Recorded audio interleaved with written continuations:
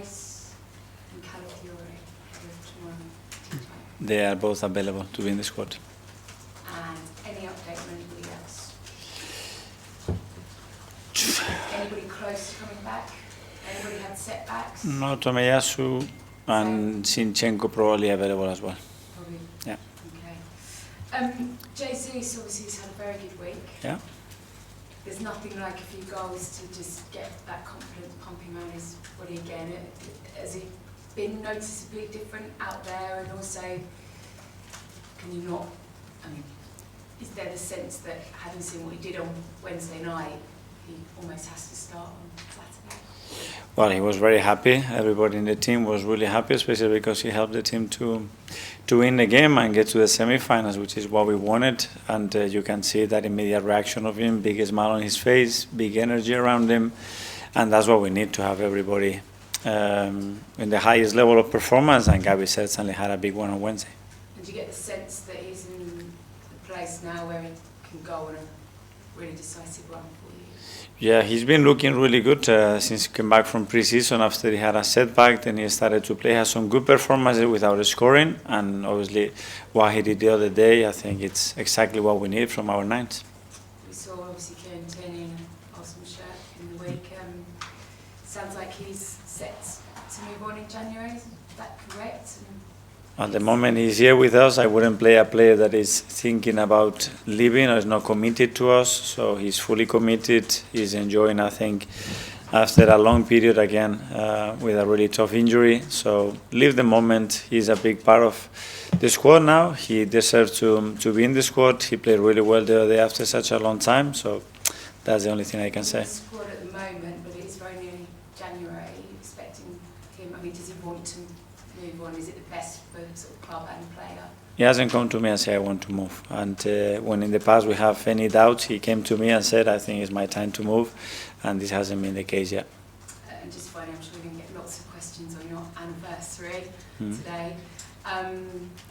You've spoken a lot about what you're proud of in terms of connection with fans, of rebuilding the culture here, of the players that you've moulded and brought through. The one desire, a really big piece of silverware, and would that really make that 5 years successful for you? Where it would make it or what it is? Yeah, okay, so how would you assess your 5 years? That I really enjoyed it, that it's gone really, really fast, that I'm really grateful to be in the position that I'm in right now, and that I have a lot to learn, a lot to improve, and the best is yet to come. The best is yet to come. For you, it has to be sort of major silverware, 5 years' time? Well, this is what we want, that to be in the big trophies right now, without losing the rest of the things that we have built. That's very important as well. Thanks. We'll go to Premier League with Sarah. Hello. Crystal Palace again. For you as a manager, is it easier or more complex to play the same team in such a tight turnaround? Is the prep a little bit different? It is different. Obviously, we played very recently. We analyzed them, so you don't have to do that too much. I'm sure that both teams will adjust a few things and probably change some personnel as well. And apart from that, the difficulty of the game remains the same. We know what it is to go to Selhurst Park, and we have prepared for that. And obviously, Jesus with his hat-trick, you said he was so sharp, he's playing well. Can we expect maybe to see him and Havertz successfully play in the centre at some point this season? Yeah, that's possible with the players that we have and the connection that we can generate. I think it's very doable to have that kind of situation. And as I said before, really pleased for Gabi's performance, for the team's performance, and most importantly, the fact that we're in the semi-finals. And of course, happy anniversary, Thank you. 5 years at Arsenal. What do you think has changed the most at the club over your time period here, in yourself and in the culture? I don't know. From my point of view, the unity, the connection, and the fact that we are competing in big fronts right now, and we haven't managed to do that in the past years, and that's positive. But there is still a lot to do. Ian, talk to all. Hi, Mikel. How are you? Hi, good. First, can I get your reaction to the draw against Newcastle in the semi-final? Let's play them with two very difficult games. We know that the 4 teams that are involved in the semi-finals at the highest level, so it didn't matter who would draw, that the difficulty was going to be there. If you win or draw tomorrow, then I think it's the first time in 20 years a team in London has gone a whole calendar year without losing a London derby. I think you've played 10 so far, so tomorrow's will be the 11th. What's the secret to that, and how much more different is a London derby to any other game? Well, travel is here.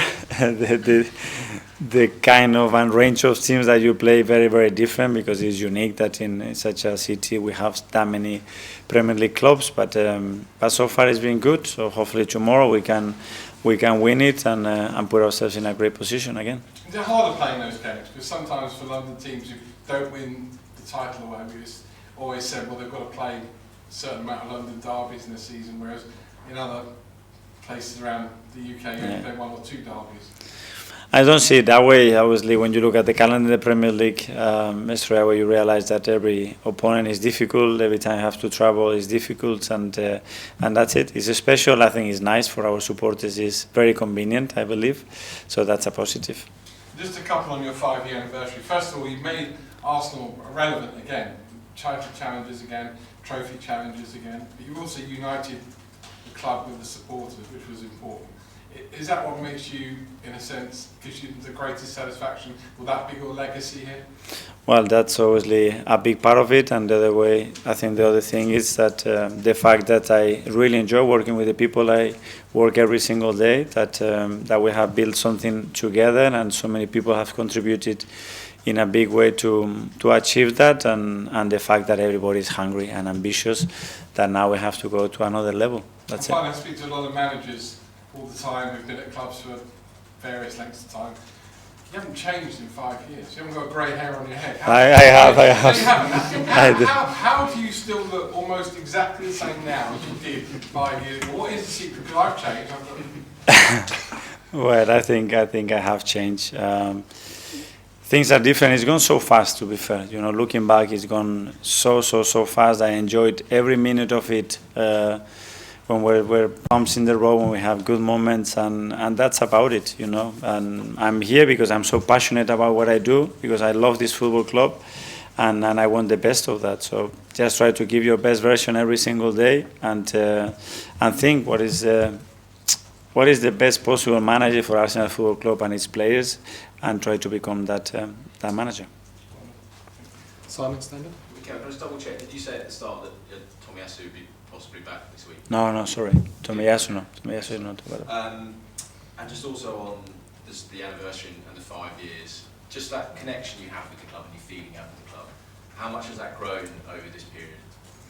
Yeah, obviously those things take time. Obviously, there was a connection there because I was a player here, I was a captain here, I knew a lot of people at the club, and that was very helpful. But I don't know, going through different situations together, I think that's what has galvanized that relationship, that respect, that admiration from my side, and appreciation of what they have brought to the club and towards me as well. And I think it's a common feeling. Just given that, could you imagine ever managing another Premier League club? At the moment, impossible. I have very limited energy because I put all of it to this football club, to the players and the staff, to give my very best, and that's my only ambition, is to make this club more successful. Claire? Just following on what's like, is Zinchenko out as well this weekend? Just No, I think he could be available. Cool, just to check. And over the past 5 years, that's made a lot of big, tough decisions. I'm just wondering if there's one that stands out for you as the most difficult, the most important one you've had to make. It's a good question. Well, first of all, I don't make decisions by myself, so it's always a lot of times that we share that with the clubs, whether it was the people in the past, the people right now, and as well with my coaches when we have to make decisions like that. So very difficult to point one of those. What I would say probably is that I haven't regret decisions, you know, because we have made them with a lot of analysis and after a very thoughtful process with a lot of people, and some right and many wrong, unfortunately. And across your 5 years, you've had maybe a few wonder kids who maybe looking like they weren't going to live up to their potential, and you've been able to get them back on track. I just wonder if you look at Marcus Rashford's situation at Manchester United? Is there any part of you that thinks I'd love to take him and get him back to where he was? No, and you know that I'm not going to talk about players from other clubs. James, Athletic. Hi, Mikel. Hi. You spoke about the 5 years going really fast for you, and it's been over so quickly. Does that mean that when you project forward, can you easily imagine yourself being here another 5 years? No, I mean, I think you have to live the present in this job, and obviously you have to plan for what is coming in the mid and long term, that's for sure, and we have a lot of conversation regarding that, but I think the energy has to be in the moment, and paying attention to every detail, understanding how things are working, putting more process in place to make better decisions, and always have that aim to keep everybody on this feet, to get the best out of them, and make sure that they feel part of what we do. And you said you're still enjoying it and still getting better. I suppose when you look at yourself and you analyse your own performance, what are the areas moving forward that you think I can still be better as a coach? In all of them. Probably when I arrived, I was very, very obsessed with the tactical aspect of the game. And then straight away, 2-3 months after I took the job, I realized that there was no tactics to do. We were at home sitting with COVID, so we have to look after the club and the players in a different way. And the emotional and the physical part was a very important one. So just that evolution, probably putting the priorities in other aspects as well, the focus and spending time in other things. And that's what I think I try to do. I think the team has always set some requirements, but they can change and they can shift in relation to moments, individual plays, or collective momentum that we have at the team, and the coach has to be able to adapt and prioritize those things to help them as much as possible. Okay, last couple in the live section. Aaron from Bath. Hi, Mikel. Hi. There were times on Wednesday where Timber had drifted into advanced roles, almost like an attacking midfielder, as if. How impressed have you been with him adapting to the different roles, and how much creative license do you give him, or is that himself just doing that drifting? Yeah. Well, he's doing that because first of all, it's his nature. He's capable of doing it. He feels very comfortable doing it, and yeah, we try to coach him to play in his strengths, to mold with the qualities that's got around him with his players as well, and very pleased because I think he's been performing really, really well. Okay, and finally one in Spanish from Mel. Yeah. Hola. Hola. Feliz aniversario. Gracias. Quiero preguntarte, entre los últimos 5 años ha tenido 257 partidos debajo de usted como manager de Arsenal. ¿Cuál es tu favorito recuerdo o memoria en los últimos 5 años? Si tiene uno. No sé, muy difícil. El primero siempre es muy especial porque es como tienes un sueño de un día poder entrenar a este maravilloso club y ese día se hace realidad, que fue el día del Bournemouth. Y a partir de ahí empieza una historia que luego yo valoro el día a día de cada partido y el hecho de estar aquí, porque estar tanto tiempo en un club tan grande no es fácil y lo valoro mucho e intentar disfrutarlo.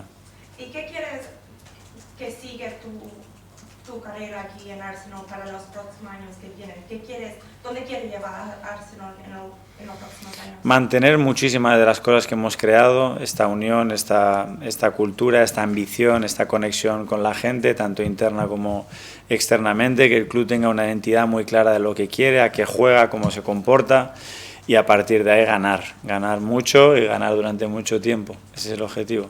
Perfecto, muchas gracias y feliz aniversario. Gracias. Okay, that finishes the live section.